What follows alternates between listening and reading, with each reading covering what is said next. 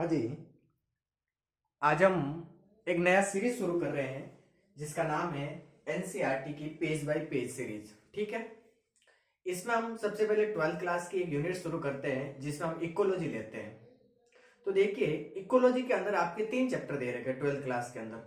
पहला दे रखा है जीव और समष्टियां, दूसरा दे रखा है पारितंत्र और तीसरा दे रखा है जैव विविधता एवं संरक्षण। इन तीनों चैप्टर की बात करेंगे हम इकोलॉजी यूनिट के अंदर जो आज शुरू कर रहे हैं। ठीक है।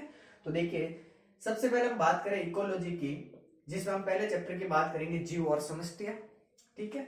इसके बाद में ये जैसे ही चैप्टर कंप्लीट हो जाएगा, एनसीईआरटी की page bye page series complete हो जाएगी इस चैप्टर की, तो उसके बाद में हम शुरू करेंगे पारितंत्र यानी इकोसिस्टम, और उसके बाद में हम बात करेंगे जैव विविधता एवं संरक्षण। जैव विविधता एवं संरक्षण। ठीक है। तीनों चैप्टर की बात करेंगे। ऑर्गेनिज्म एंड पॉपुलेशन, इकोसिस्टम और बायोडायवर्सिटी एंड कंजर्वेशन। इन तीनों चैप्टर की हम बात करेंगे इस यूनिट में। तो हम सबसे पहले शुरू कर रहे हैं इकोलॉजी, और इकोलॉजी के अंदर चैप्टर ले रहे हैं जीव और समष्टि। ठीक है। तो देखिए, सबसे पहले हम बात कर लेते हैं थोड़ी सी इकोलॉजी की कि इकोलॉजी क्या होता है, कौन है इसके पिता, और इकोलॉजी के अंदर हम करते क्या है। ठीक है। तो देखिए, सबसे पहली बिंदु है, आपको याद रखना है। देखो, ये एनसीईआरटी के अंदर जो 4-5 बातें बता रहा हूँ, ये एनसीईआरटी के अंदर नहीं मिलेगी आपको। थोड़ी सी ध्यान रखना कि जो इकोलॉजी है, ये इकोलॉजी जो शब्द है, इकोलॉजी जो शब्द है, ये देने वाले एक वैज्ञानिक है जिसका नाम है हैकल। कौन से है? हैकल। तो इकोलॉजी शब्द किसने दिया? हैकल ने। ये बात याद रखना पहले। ठीक है। फिर बात आती है कि इसके पिता कौन है, फादर ऑफ इकोलॉजी कौन है, तो वो याद रखना, वो है ओडम। कौन से वैज्ञानिक है? ओडम। तो ओडम को कहते हैं father of ecology, father of ecology, वो है आपके सामने ओडम। ठीक है। फिर बात आती है कि फादर ऑफ इंडियन इकोलॉजी कौन है, भारतीय पारिस्थितिकी के जनक, वो है आपके सामने रामदेव मिश्रा। ठीक है। तो तीसरा बिंदु क्या याद रखना आपको, फादर ऑफ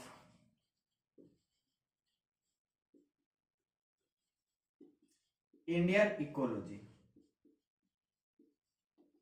वो है रामदेव मिश्रा या रामदेव मिश्र। ठीक है। ये 3 चीजें आपको याद रखनी है। क्लियर दिखाई दे रहा है आपको? देखिए, सबसे पहले हमने बात की कि इकोलॉजी शब्द किसने दिया, तो वो है हैकल। फिर हमने बात की कि फादर ऑफ इकोलॉजी कौन है, तो वो है आपके सामने ओडम। तीसरे बिंदु की बात की हमने, फादर ऑफ इंडियन इकोलॉजी कौन है, तो वो है रामदेव मिश्र। ठीक है। ये तीनों ही क्लियर याद करना आपको, तीनों वैज्ञानिक। ये आपके एनसीईआरटी के अंदर सबसे पहले चैप्टर की शुरुआत में ये दे रखे हैं, रामदेव मिश्र की एक फोटो लगी हुई है और उनके बारे में लिखा हुआ है, वो है फादर ऑफ इंडियन इकोलॉजी। ठीक है। अब जो ये इकोलॉजी है, इसके अंदर करते क्या है, तो इकोलॉजी के अंदर हम मोस्टली देखो, कोई जीव होता है, उस जीव का उस पर्यावरण के साथ, यानी उस ऑर्गेनिज्म का उस एनवायरमेंट के साथ क्या रिलेशनशिप है, क्या संबंध है, उन संबंधों का जो अध्ययन है वो इकोलॉजी के अंदर करते हैं। मतलब कि जीव है, इस जीव का पर्यावरण के साथ क्या संबंध है, एनवायरमेंट के साथ क्या संबंध है, इन संबंधों का जो अध्ययन करते हैं वो हम करते हैं इकोलॉजी के अंदर। ठीक है। याद रखना। फिर ये वैज्ञानिक है ओडम, जिसे आप फादर ऑफ इकोलॉजी करते हैं। इन्होंने 1965 में इकोलॉजी की एक परिभाषा दी। क्या परिभाषा दी? कि इकोलॉजी जो है ये बायोलॉजी की शाखा है, जिसके अंतर्गत हम प्रकृति की जो संरचना है, यानी नेचर की जो स्ट्रक्चर है, और उनके जो कार्य है यानी फंक्शन है, उनका अध्ययन करते हैं। 2 बिंदु के ओडम के अनुसार वो इकोलॉजी की परिभाषा है कि इकोलॉजी बायोलॉजी की वह शाखा है जिसके अंतर्गत हम प्रकृति की संरचना यानी नेचर की स्ट्रक्चर, प्रकृति की संरचना व उनके कार्यों का अध्ययन करते हैं, उनके कार्यों का अध्ययन करते हैं, अध्ययन करते हैं। ठीक है। ये 4 चीजें याद रखनी है। मेन 5 बिंदु बताए मैंने अभी तक आप लोगों को। सबसे पहले मैंने बताया इकोलॉजी शब्द किसने दिया, हैकल ने। फादर कौन है इकोलॉजी के, तो ओडम है। फादर है इंडिया में कौन है, यानी फादर ऑफ इंडियन इकोलॉजी कौन है, तो वो है रामदेव मिश्र। चौथा बिंदु बताया मैंने कि इकोलॉजी में करते क्या है, तो जीवों का पर्यावरण के साथ क्या संबंध है उनका अध्ययन करते हैं। ऑडम ने 1965 में एक परिभाषा दी इकोलॉजी की। इन्होंने कहा कि इकोलॉजी बायोलॉजी की शाखा है, बायोलॉजी की ब्रांच है, जिसके अंतर्गत हम प्रकृति की संरचना और उनके कार्यों का क्या करते हैं, अध्ययन करते हैं। क्लियर है पांचों बिंदु। अब बात करते हैं चैप्टर की। तो चैप्टर है जीव और समष्टियां, उसी को लेते हैं। और उसमें पहला बिंदु दे रखा है इकोलॉजी में 4 जैविक घटक होते हैं, मतलब जैविक घटक दे रखे हैं। तो जैविक घटक कौन कौन से 4 हैं वो बात करेंगे हम, तो ध्यान रखना। यहां तक लिख लिया होगा आपने। अब बात करें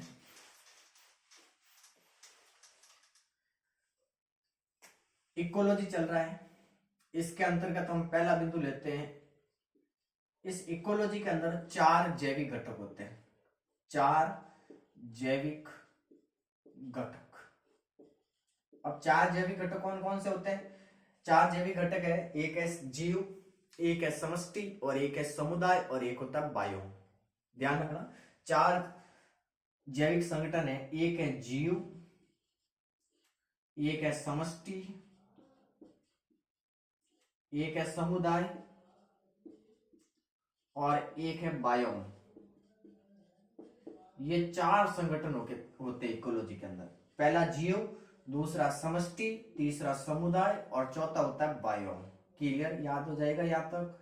इकोलॉजी के अंदर देखो जो आपके पैराग्राफ दे रखे हैं किताब के अंदर, उन्हीं पैराग्राफ को मैं शॉर्ट करके बता रहा हूं। आप ध्यान रखना कि इकोलॉजी के अंदर जो 4 जैविक घटक होते हैं, उसमें पहला जीव होता है, दूसरा समष्टि होता है, तीसरा समुदाय होता है, और चौथा बायोम होता है। ठीक है, ऑर्गेनिज्म, और इस समष्टि को कहते हैं कम्युनिटी, और इसको कहते हैं पॉपुलेशन, इसको कहते हैं कम्युनिटी, और इसको कहते हैं बायो। ठीक है, याद रखना 4 संगठन होते हैं जैविक, जीव, समष्टि, समुदाय और बायो। ठीक है, फिर एक लाइन दे रखी है एनसीईआरटी ने कि जो जीव होते हैं उन जीवों के स्तर पर जो इकोलॉजी मिलती है आपको, उसको कार्य की पारिस्थितिकी यानी कार्य की पारिस्थितिकी कहते हैं। इंग्लिश में इसको कहते हैं फिजियोलॉजिकल इकोलॉजी। मतलब जो जीवों के स्तर पर जो पारिस्थितिकी मिलती है उसको कहते हैं फिजियोलॉजिकल इकोलॉजी। ये एनसीईआरटी के अंदर लाइन दे रखी है। ठीक है, 4 जैविक घटक है, जिसमें पहला जीव, दूसरा समष्टि, तीसरा समुदाय, और चौथा आता है बायोम। और जो जीवों के स्तर पर जो इकोलॉजी मिलती है उसको कहते हैं कार्य की पारिस्थितिकी, फिजियोलॉजिकल इकोलॉजी। क्लियर है। अब बात करें कि 2 शब्द है आपके सामने, एक समष्टि है और एक समुदाय है। इन दोनों के अंदर थोड़ा अंतर ध्यान देखना। एक शब्द है आपके सामने समष्टि, समष्टि क्या होती है, और एक दे रखा है आपके सामने समुदाय क्या होता है। ध्यान देना, जो समष्टि होती है वो समान जातियों की होती है। याद रखना, ध्यान देना, समान जातियों की होती है समष्टियां। ठीक है, जबकि जो समुदाय होते हैं वो विषम जातियों के होते हैं, अलग अलग, जैसे पादप समुदाय हो गया, जंतु समुदाय हो गया, सूक्ष्म जीव समुदाय हो गया। तो मेन अंतर इसमें है, और इसमें क्या है, समष्टि होती है समान जातियों की, समान जातियों की,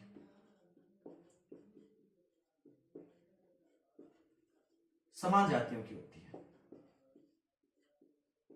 ठीक है, और समुदाय क्या होता है, तो समुदाय होता है विषम जातियों का, विषम जातियों का।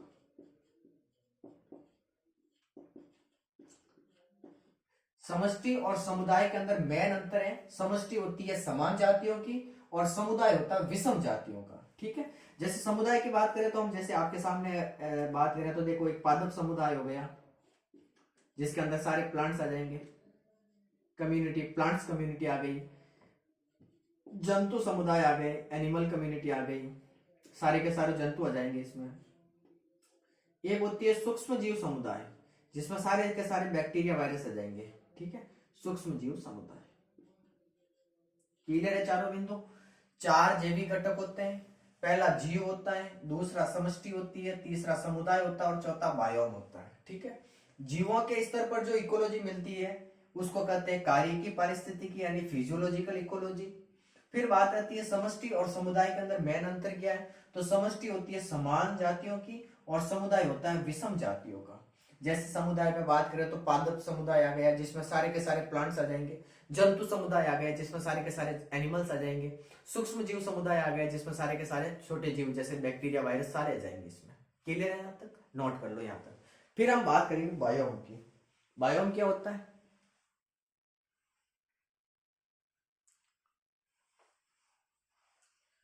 हो गया यहाँ तक। बायोम की बात करें तो देखो बायोम क्या होते हैं, बायोम ऐसे क्षेत्र होते हैं जिनकी जलवायु निश्चित होती है, क्लाइमेट, जलवायु नहीं क्लाइमेट, जिनकी जलवायु निश्चित होती है और जहां की वनस्पतियां निश्चित होती है, उन क्षेत्रों को हम कहते हैं बायोम। याद रखना, ऐसे क्षेत्र जिनकी जलवायु समान होती है या निश्चित होती है और उनकी वनस्पतियां भी निश्चित होती है।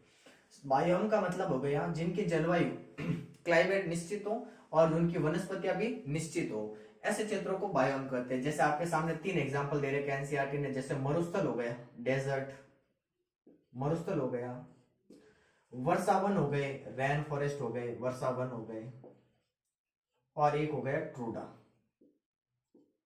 क्लियर है यहां तक। जीव, समष्टि, समुदाय और बायोम, ये तो 4 जैविक स्तर है या घटक है। जीवों के स्तर पर जो इकोलॉजी मिलती है उसको कार्यिकी इकोलॉजी यानी फिजियोलॉजिकल इकोलॉजी कहते हैं। समष्टि और समुदाय के अंदर मेन अंतर है कि समष्टि समान जातियों की होती है, समुदाय विषम जातियों का होता है। बायोम, बायोम एक ऐसे क्षेत्र है जिनकी जलवायु निश्चित होती है, वनस्पतियां निश्चित होती है। जैसे 3 एग्जाम्पल याद करना, मरुस्थल, वर्षावन और ट्रूडा। ठीक है, क्लियर है यहां तक। अब देखिए इसके बाद की बात करें तो एनसीईआरटी के अंदर एक ग्राफ दे रखा है, वो ग्राफ दे रखा है वार्षिक वर्षा और वार्षिक ताप के आधार के, इतना तापमान और इतने वर्षा हो रही है वो उसमें कौन से क्षेत्र आएंगे, कम हो रही है तो उसमें कौन से क्षेत्र आएंगे। तो एक ग्राफ दे रखा है, इस ग्राफ को ध्यान से देखिए आप, पहले मैं यहाँ बना देता हूँ फिर आपको एक एक चीज बताता हूँ। उस ग्राफ की चर्चा कर रहे हैं क्योंकि देखो हम मेन एनसीईआरटी का ही कर रहे हैं, तो एनसीईआरटी की पेज बाय पेज सीरीज में हम एनसीईआरटी के मेन बातें ही करेंगे, फालतू की बातें नहीं करेंगे। देखो एक ग्राफ दे रखा है एनसीईआरटी के अंदर, उस ग्राफ को ध्यान से देखिए आप, ऐसा एक ग्राफ दे रखा है। इस साइड में दे रखा है औसत औसत वार्षिक ताप डिग्री सेंटीग्रेड में, ठीक है। और इस साइड में दे रखा है औसत वार्षिक वर्षा सेंटीमीटर, ठीक है। मैं मान लिख लेता हूं, जैसे यहाँ पर -15 है, यहाँ पर -10 है, यहाँ पर -5 है, यहाँ पर 5 है, यहाँ पर 10 है, 15 है, 20 है, 25 है, 30 है, 35 और 40, ठीक है। यहाँ पर देखें तो 150 हो गया, 200 हो गया, 250, 300, तो ये मान दे रखे हैं, ठीक है। ठीक है, यहाँ पर देखो आपको कुछ क्षेत्र दे रखे हैं कि जैसे यहाँ पर एक क्षेत्र दे रखा है, मैं पहले बना देता हूँ। एक यहाँ पर दे रखा है, एक यहाँ पर दे रखा है, एक यहाँ पर दे रखा है, एक यहाँ पर है और एक यहाँ पर दे रखा है और एक यहाँ पर क्षेत्र दे रखा है।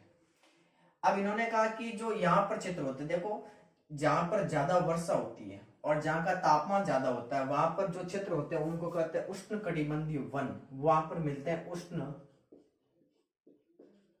कटिबंधीय वन। एक बार ध्यान से देख लो फिर ये समझ में आ जाएगा। उष्ण कटिबंधीय वन मतलब जहां का वर्षा ज्यादा हो रही है और जहां का तापमान ज्यादा होता है वहां पर उष्ण कटिबंधीय वन होते हैं। इस साइड में आ जाता है मरुस्थल, जहां पर तापमान ज्यादा है और वर्षा कम हो रही है, और यहाँ पर थोड़ा तापमान कम हुआ और वर्षा ज्यादा हुई, यहाँ पर आ जाता है घास स्थल, ग्रासलैंड। यहाँ पर आ जाते हैं शीतोष्ण वन,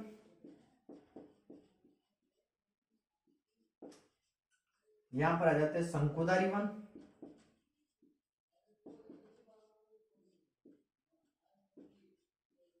यहां पर आता है उत्तर ध्रुव और एल्पाइन टूडा, उत्तर ध्रुवीय एवं एल्पाइन टूडा। ठीक है, अब देखो ये ग्राफ, जैसे आपके सामने ग्राफ बनाया हुआ है, क्लियर दिखाई दे रहा है। इस ग्राफ से प्रश्न कैसे पूछ लेगा, जैसे आपके पेपर के अंदर ये ग्राफ दे देगा, वो पूछ लेगा कि ए कौन सा है, बताओ ए कौन सा है, बी कौन सा है और सी कौन सा है। तो आपको ये पता होना चाहिए कि क्या है ये ग्राफ, बता क्या रहा है। तो ये बता रहा है कि जहां की वर्षा ज्यादा, जहां वर्षा ज्यादा हो रही है और जहां का तापमान ज्यादा होता है वो तो है उष्णकटिबंधीय वन, जहां पर टेम्परेचर ज्यादा है और वर्षा कम हो रही है वहां पर मिलते हैं मरुस्थल, जहां पर टेम्परेचर थोड़ा कम हुआ थोड़ी वर्षा हो रही है ज्यादा वहां पर मिलते हैं ग्रासलैंड घास स्थल, और जहां का टेम्परेचर जैसे जैसे कम हो रहा है वहां और वर्षा बढ़ रही है वहां पर ये शीतोष्ण वन, शंकुधारी वन, फिर उत्तर ध्रुव एल्पाइन टूडा जाते हैं। मतलब यहाँ पर फिक्स है कि ए बी और सी अगर आपको दे दे एग्जाम में और पूछ ले कि इनके नाम क्या होंगे, यहाँ पर कौन से चित्र होंगे, ऐसे प्रश्न मार्क करके, तो आपको ये पता होना चाहिए कि उष्णकटिबंधीय वन कहाँ मिलते हैं, शीतोष्ण वन कहाँ है, शंकुधारी वन कहाँ है, घास स्थल कहाँ है, मरुस्थल कहाँ है, उत्तरी ध्रुव और एल्पाइन टूडा कहाँ है। ठीक है, क्लियर है, ये याद करना थोड़ा सा ग्राफ। फिर हम बात करें, दो शब्द आते हैं, एक शब्द आता है आवास यानी हैबिटेट और एक आता है निकेत निस, वो क्या होता है। तो दोनों ही शब्द इंपॉर्टेंट है, उनकी चर्चा कर लेते हैं। यहाँ तक एक बार एक ग्राफ बना लीजिए। ठीक है, ये ग्राफ सीधे सीधे याद करना है कि उष्णकटिबंधीय वन है, शीतोष्ण वन यहाँ है, शंकुधारी वन यहाँ है, घास स्थल यहाँ है, मरुस्थल यहाँ है और उत्तरी ध्रुव और एल्पाइन टूडा कहाँ है। ठीक है, ये ऐसे नाम दे देगा और पूछ लेगा कि आपको ये बताओ कि यहाँ पर ये क्या है। ठीक है, अब दो शब्द आते हैं, एक शब्द है आवास हैबिटेट और एक शब्द आता है निकेत। ये दोनों ही क्या है, तो ध्यान देना। नेक्स्ट पैराग्राफ के अंदर दो शब्द मिलेंगे आपको, एक मिलेगा आवास हैबिटेट। आवास क्या होते हैं, तो देखिए जीव जहां पर भी रहता है वो उसका क्या होता है, आवास होता है। ये तो आप सब जानते हो कि जो जीव जहां रहता है वो उसका क्या होता है, आवास। फिर ये जो आवास होता है ये किस पर निर्भर करता है, मतलब ये हैबिट किस पर निर्भर करती है, हैबिटेट। तो एक तो निर्भर करता है कि वहां का वातावरण, वातावरण कैसा है, वहां के फिजिकल और केमिकल क्या है, वातावरण के अंदर परिवर्तन। फिर वो दूसरे निर्भर करता है, दूसरी चीज आ गई कि अन्य जीव जो रह रहे हैं उनके साथ वो क्रिया करता है या नहीं करता है। तो ये है आवास के बारे में। तो देखिए आवास का मतलब होता है जीव जहां रहता है, वो तो उसका क्या है, जीव जहां रहता है वो है उसका आवास। ठीक है, और ये आवास निर्भर किस पर करता है, तो दो चीजों पर निर्भर करता है। एक निर्भर करता है वहां का वातावरण कैसा है, वहां का एनवायरमेंट कैसा है, और वातावरण के अंदर आपको याद रखना फिजिकल, भौतिक और रासायनिक दोनों आ जाएंगे परिवर्तन। ठीक है, और दूसरा निर्भर करता है अन्य जीव जिनसे वो क्रिया करता है, अन्य जीव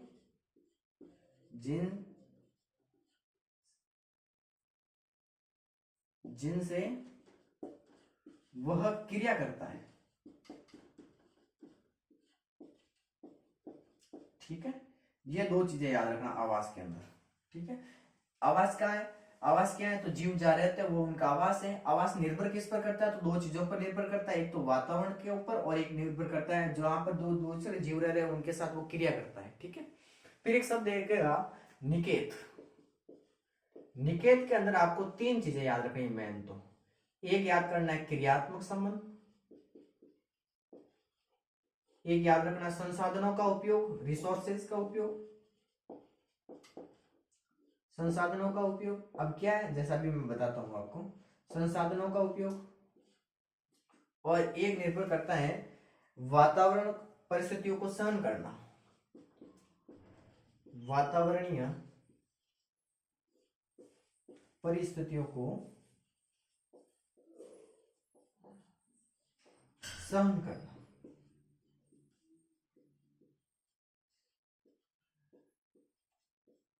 ये तीन चीजें। जैसे एक आदमी है जिसकी बैंक के अंदर कोई जॉब है, ठीक है, तो वो बैंक में जाता है, वहां पर वो लैपटॉप है या कोई लाइट है या कोई भी चीजें यूज करता है, ठीक है। दूसरा, उसके क्लाइमेट के अनुसार वो अपने आप को परिवर्तित करता है। तो ये सारा क्या है, निकेत तो है, उसका क्रियात्मक संबंध क्या है, जीव का, वो संसाधनों का उपयोग कर रहा है कि नहीं कर रहा है। और तीसरा आता है वातावरण, जो परिस्थितियां है, एनवायरमेंट की जो कंडीशन है, उनको सहन कर सकता है या नहीं कर सकता है।